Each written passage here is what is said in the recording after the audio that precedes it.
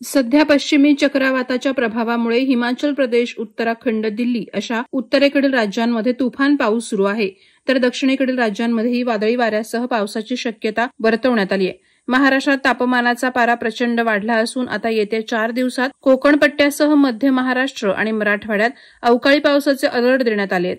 राज्यभरात आता प्रचंड रखरख वाढली आहे. उकाड्यानं नागरिक हैराण झालेत. हवामान विभागानं दिलेल्या अंदाजानुसार सध्या चक्राकार वारे वाहत असल्याने महाराष्ट्रात पुढील 5 दिवस अवकाळी पाऊस हजेरी लावणार आहे. 3, 4 आणि 5 मे रोजी अनेक भागांसह कोकण किनारपट्टीवर पावसाचा इशारा देण्यात आलाय. राज्यात बहुतांश ठिकाणी तापमानाचा पारा प्रचंड वाढलाय. अवकाळी पावसाची शक्यता असली तरी तापमानाचा पारा 40 अंशाच्या पुढेच असल्याची नोंद होत आहे. प्रचंड उकाडा वाढलाय. नागरिकांना घराबाहेर पडताना धडकी भरेल एवढं तापमान नोंदवलं जात असल्याने चिंता व्यक्त केली जाते. अनेक भागांमध्ये दुपारच्या वेळी शुकशुकाट झालाय. रस्ते ओस पडलेत. कोकण, मध्य महाराष्ट्र आणि मराठवाड्यात आणि उर्वरित ठिकाणी हलक्या सरींचा अंदाज व्यक्त करण्यात आल्यानं नागरिकांना उकाड्यात थोडा तरी दिलासा मिळणार असल्याची शक्यता वर्तवण्यात आली. मुंबई, ठाणे, नवी मुंबई, रायगड, पुणे जिल्ह्यांमध्ये पावसाची शक्यता वर्तवण्यात आली आहे. वादळवारा लाईव्हसाठी न्यूज ब्युरो, मुंबई.